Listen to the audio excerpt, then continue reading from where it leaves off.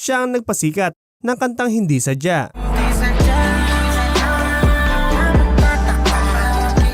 Tara, samahan niyo ako at ating alamin ang kwento ng rap artist na si Tuglax. Yo, what up mga utol? Si Tuglax to ng 187 Mobs as Malabon Thug Chakra. Kami na nagsilupet at ang babagsik na dahilan ng amin away nagsitalsik na. Sino si Tuglax bago siya maging rapper? Siyempre bago ako maging rapper mga utol, ako muna yung batang makulit na nagmula sa Panghulo Malabon na si Joren Matchan. Yes, pinanganak po ako sa Panghulo Malabon City. Siyempre Malabon Thugs. Kaya nag-aaral ako ng elementary sa Panghulo Elementary School sa may bandang Artex mga utol, kung alam niyan. So, nag-high school naman ako, paikot-ikot ako kasi sobrang kulit ko eh. Nag-high school ako nung first year ako sa sa St. Louis College, Valenzuela, sa may Mesan. Tapos, nung second year naman ako, nilipat ako ng Angon Rizal sa Anahasa. Second year ako dyan. Tapos third year naman, dito naman sa Dasmariñas, Cavite, sa main, yan, sa may area B, sa Borol. Tapos pagdating ko ng 4th year high school, bumalik ulit ako ng Malabon. Siyempre, dyan sa Arellano University, dyan sa may Concepcion, mga kapatid. Paano ako nakapasok ng 187 Mobs? Tapos paano ba ako nakapasok ng 187 Mobs?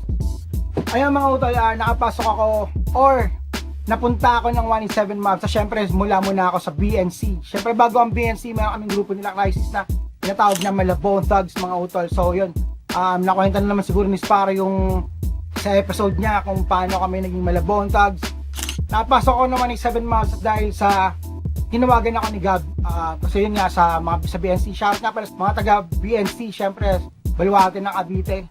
Yan, shoutout sa inyo. Siyempre, nagbibenta ako ng CD dati sa school nung nag-aaral ako sa NCST College dito sa Dasma. Nagbenta ako ng mga CD. So yun, nakarating siguro kala Gab yung CD ko, tinawagan ako ni Gab, yung leader ng 187 Mobs na Tugs ba, gusto mo mag-187, ganyan.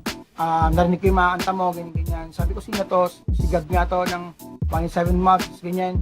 So sabi ko, BNC ako eh, ganyan. So sobrang loyal ko talaga sa BNC nun. Pero sabi niya, tropa ko na si Big L. Tama, BNC ka, tropa ko na si Big L, ganyan ng BNC. Shout ka pala kay Big L, tsaka SD mo. Sabi niya, walang problema kasi kagrupo ko sila sa Tuesday Troop. Siyempre, Tuesday Troop, what time is it? Sila Kane, yan. Sila Mr. Blaze. Yan, magkakagrupo daw sila dyan. So, yun, hindi pa rin ako nakumbinse nung una. Pero, pinuntahan ako ni Innocent Juan sa amin. At siyempre, idol ko si Innocent Juan. So, yun nga, nagpalitan kami ng CD ni Innocent Juan.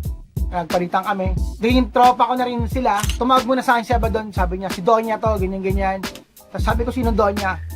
Parang niloloko niya ako sa phone, tapos sabi niya, si Abaddon to. Punta kami ng rap contest mamaya sa Malinta, sabi niya sa akin. Sabi ko, pupunta ka mamaya kasi lalaban din si Sparrow. Yun, awa ng Diyos si Sparrow. Champion siya noon dun sa Malinta. Tapos yun nga, nakita kami ni Abaddon, sabi niya, mula ngayon, best friend na tayo, ganyan. So yun, nung gabing yun, sinama niya ako kala Gab, mga utol. Sinama niya ako kala Gab. Nung pagsama ako kala Gab, nakita ko doon si Gab, tsaka si Ese, kasama namin sila may Cosa, doon malapit kila may Cosa. Nakita kami nila Gab doon, nagbukantuan sila ni Ese. Kasi hindi niya muna ako pinansin, parang hindi niya ako pinapansin. So, PH ngayon ako, syempre tondo yun, mga tol, tondo. Sabi ko, mukhang di ako trip ng mga to, o baka mamaya, set up to, ganyan. Kasi nag-usap sila ni Ese. May sinasabi si Ese na, ganyan. So, ako PH ako. Nakita ko si Ese, na may kinuha sa motor, nakita ko ba mga tol. Sabi ko, pinagtitripan ako nito. Sinabi ko kay Abaddon na, Abaddon, pwede mo bang samahan mo akong umihi? Sabi niya, sige, walang problema, ihi tayo doon sa kanto. Sabi ko, pre, uwi na tayo, pre. Sabi ko, natatakot ako, ganyan. Sabi niya, gago, hindi ganun, huwag ka mag-isip na ganun. Sabi ko, dito, uwi na tayo. Sabi ko talaga. Sabi ko, uwi na tayo. Sabi niya, hindi, pre, cage ka lang, ganyan. Hindi sila ganyan. So sabi ko, hindi, uwi tayo, tol. Just, sinamahan talaga ako ni Abaddon nun. Sinamahan niya ako, umuwi kami. So yun, mga ilang araw, nakita ulit kami ni Gab, birthday ng anak, binyag ng anak niya Abaddon. Sean, ang pangalan niyang anak. Shoutout nga pala sa inaanak ko kay Sean. Kinuha niya akong ninong noon, syempre kinuha niya rin sila Gab. Yun, nakita kami nila Gab. Tapos sinabi ko na, cage ako pare, nung pasensya na nakaraan, umuwi ako ganyan kasi parang feeling ko pagtitripan niya ako. Sabi niya, hindi, may pinagkukwentuhan lang kami, kaya pala biglaan na wala. Tapos yun nga. Hanggang the rest is to history, nagkaroon na kami ng mga kanta sa 187. So, syempre, ganun. So, yun, hindi ako pumasok ng 187. Pinasok ako ni Gab, nila Abaddon, nila Innocent Juan ng 187. Maraming salamat sa kanila. Dahil sa kanila, nakilala tayo ngayon bilang Tuglak. So, yun. Paano nabuo ang grupong Chakra, mga kapatid? Nabuo ang grupong Chakra noong November 11 yata. 2007, ganun. Basta kung di ako nagkakamali, mga ganun. 2007, basta November yun. Yun nga, 187 na kami noon. Tapos sabi ni Abaddon sa akin na gagawa nga daw siya ng grupo na puro mabibilis lang at tatawagin yung Chakra. Ang totoong member talaga muna ng Chakra, syempre si MT, Innocent One, Kiyal, Abaddon. Nadagdag si Crazy Mix, tsaka ako. So 5 lang muna kami hanggang sa pinasok na namin si Flip G, tsaka si Numerous. Pinasok namin. So 7 na kami. Tapos si Gab naman, si Smaglas, pinasok na sa amin. At yun, the rest is history. Nakita nyo naman ngayon yung Chakra, mga tol. Meron kaming 3 kanta lang. Philippine Chapa Part 1, Philippine Chapa Part 2 with Malabontag, tsaka syempre yung Operation 1090. At maraming salamat nga pala sa lahat ng mga sumuporta sa amin sa Operation 1090. Nanalo po tayo ng Awit Awards sa Operation 1090 ng Chakra. Ano ang mga paparating na project mo?